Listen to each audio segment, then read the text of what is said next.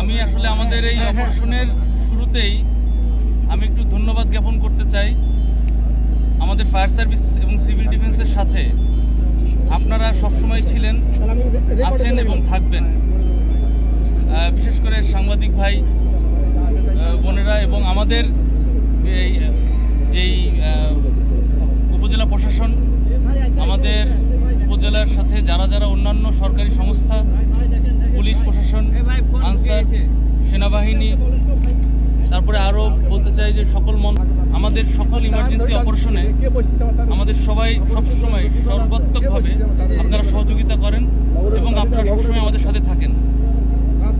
এখানকার স্থানীয় প্রতিনিধি এবং চেয়ারম্যান, মেম্বার থেকে শুরু করে সবাই, এবং আরও ধন্যবাদ দিতে চাই আমাদের সাথে যে লোকাল যারা থাকেন তাদের ঐকান্তিক প্রচেষ্টা আমাদের সাথে থাকে। আসলে আলাদা আলাদা করে ধন্যবাদ দিয়ে শেষ করা যাবে না। তা আমাদের এই দীর্ঘ 31 ঘন্টার অপারেশন শেষে আমরা শিশু সাজিদকে অচেতন অবস্থায় উদ্ধার করি। আমরা আসলে কিছুটা বাচ্চার নিথর দেহটা ধরার পরে আমরা একটু ইমোশনাল হয়ে গিয়েছিলাম কিছুক্ষণের জন্য।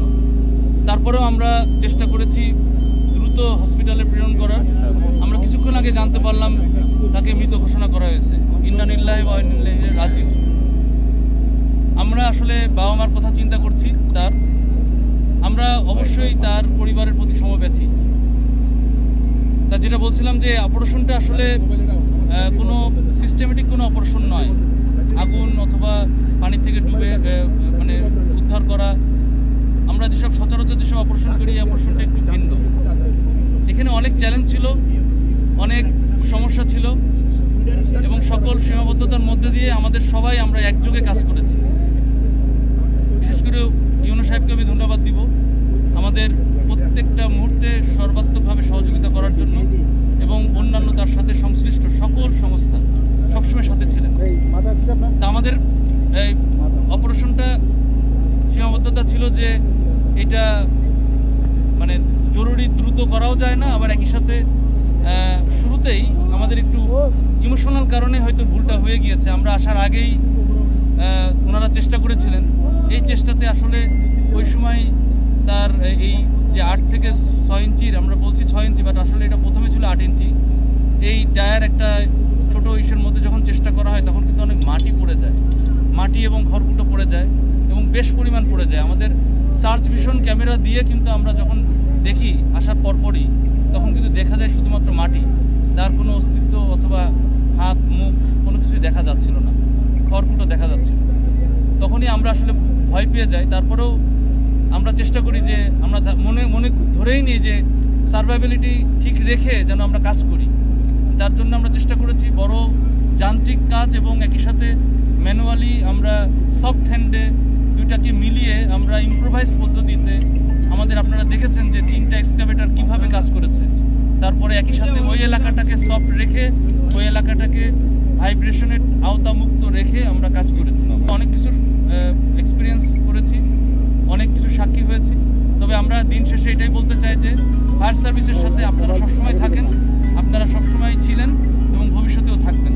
আমরা এই আশাবাদ ব্যক্ত করি এবং ভবিষ্যতে এই ধরনের এই যে প্রজেক্টের মাধ্যমে যেই ছোট ছোট লুপ হোল রেখে যাওয়া, এরকম হোল, ছোট ছোট হোল, এই হোলে কিন্তু এর আগেও দুর্ঘটনা ঘটেছে, আজকেও ঘটল, মানে গতকাল থেকেও ঘটল। এখন এই বিষয়টা আসলে আমরা বলবো যে সরকারের কাছে বলবো যে এই বিষয়গুলি যেখানে রয়েছে দ্রুততার ভিত্তিতে এটা যেন অবশ্যই এটাকে ফিল আপ করা হয়, যাতে করে আর কোনো সাজিদের মতো দুর্ঘটনা না ঘটে। আমি একটু যোগ করি যে এখানে আমাদের একটু তথ্যগত কিছু ইস্যু বলে ফেলি, তারপরে আপনারা প্রশ্ন করেন। আমরা 4টা ইউনিট কাজে লাগিয়েছি। আমাদের এখানে আমাদের 4টা স্টেশন, পরবর্তীতে অন্য 4টা স্টেশন, গড়ে 8টা স্টেশন, মানে মূলত 4টে স্টেশনই সবসময় ছিল, কাজ করেছে এবং আমাদের ফায়ার ফাইটারদের অক্লান্ত পরিশ্রমে এটা সফল হয়েছে। যদিও একটা দুর্ঘটনা আল্লাহ ভালো জানেন যে আসলে ফলাফলটা কি হবে। তা আমরা আমাদের যে প্রযুক্তিগত যেগুলো রয়েছে, প্রযুক্তির সাথে আমাদের ম্যানুয়ালি আমরা একসাথে বসে প্ল্যান করে এই কাজগুলো করেছি। সুতরাং এখানে সবারই হেল্প রয়েছে, সবারই সহযোগিতা রয়েছে। আপনাদের অ্যাসিস্ট্যান্স ছাড়া আমরা এই সফলতা পেতাম না। আচ্ছা, আমার বক্তব্য আসলে শেষ করি নাই, আর একটু বলে নিই। আমাদের এই পুরো অপারেশনটা আমাদের ফায়ার সার্ভিসের মহাপরিচালক মহোদয় থেকে, মাননীয় মহাপরিচালক মহোদয় থেকে শুরু করে আমাদের প্রত্যেকে, যত বড় বড় ইন্টারন্যাশনাল এবং ন্যাশনাল রেস্কিউয়ার যারা ছিলেন, প্রত্যেকে কিন্তু গতকাল থেকে শুরু করে এই পর্যন্ত আমার মনে হয় একটা সেকেন্ডও কেউ ঘুমায়নি। এবং বড় বড় সব রেস্কিউয়ারদের আমি তথ্য নিয়েছি এবং আমি শুধু এইটুকু বলতে পারি, আমার মহাপরিচালক মহোদয় মনে কম করে হলো 100-র উপরে লোকজনকে বিভিন্নভাবে ফোন দিয়ে জেনেছেন যে কি আসলে করা যায়, কোন ইম্প্রোভাইজ পদ্ধতি ইউজ করা যায়। আমি মন্ত্রণালয়ের সবাইকে বিশেষভাবে ধন্যবাদ দিয়েছেন এবং আপনাদের সবাইকে বিশেষ বিশেষ ধন্যবাদ জানিয়েছেন। এবং আপনারা যেভাবে সাথে ছিলেন, উনি আসলে আবেগ আপ্লুত যে আপনারা যেভাবে সাথে ছিলেন, ভবিষ্যতেও যেন আপনারা এইভাবে আপনাদেরকে পাই, এটা আশাবাদ ব্যক্ত করেছেন। তা আমরা প্রশ্নে ফেরত আসি। আমি যেটা অলরেডি বলেছি যে এই ধরনের ছোট ছোট আমাদের কিন্তু দুর্যোগগুলো ঘটে আমাদের বিভিন্ন ভুলের কারণে, অসচেতনতার কারণে এবং সাবধানতা না হওয়ার কারণে। তো এই ধরনের বিষয়গুলি শুধুমাত্র কাউকে দোষারোপ করার মধ্যে দিয়ে আমি থাকতে চাই না। আমি বলতে চাই যে আমরা নিজেরাও যেন সাবধান হই, আমরা যারা গার্ডিয়ান আছি তারাও যেন সাবধান হই, আমরা যারা কমিউনিটি, যারা একসাথে একটা গ্রামে বসবাস করি তারাও যেন সাবধান হই। এটা একটা নিজেদের ভিতরে একটা স্লোগান গড়ে তুলতে হবে, যাতে আমরা আর এরকম কোনো মৃত্যু চাই না, আমরা দুর্যোগে কোনো মৃত্যু চাই না। নিজেদের ভিতরে এই বিষয়টা, এই সচেতনতাটা আনতে হবে এবং কাজ করতে হবে। এখন যারা এরকম রেখেছে তাদের বিষয়টা সরকার দেখবেন, সংশ্লিষ্ট কর্তৃপক্ষ দেখবেন, যে প্রজেক্ট সংশ্লিষ্ট যারা মন্ত্রণালয় রয়েছেন তারা দেখবেন।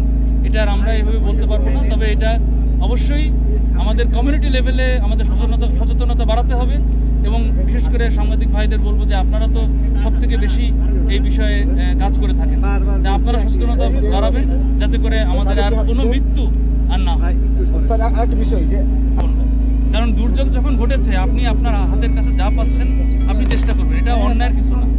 কারণ এই চেষ্টা করতে যেয়ে তো একটু মানুষের ভুল থাকতেই পারে, কারণ আপনি তো প্রশিক্ষিত নয়, আমরা প্রশিক্ষিত। এই জন্য আপনার এটার ভুল আমি ভুল হিসাবে দেখছি না।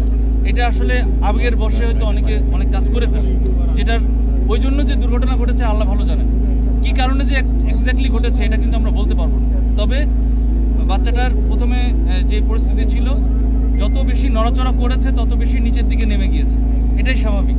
উপর দিকে যদি কোনো একটা চাপ পড়ে, একটা ছোট একটা ওয়েটও কিন্তু অনেক বড় ওয়েট হয়ে দাঁড়ায়। কারণ 30-40-50 ফিট নিচে এটা কিন্তু একটা ছোট একটা ইটের টুকরাও কিন্তু অনেক ভারী হয়ে অথবা অনেক দুর্ঘটনার পতিত করে।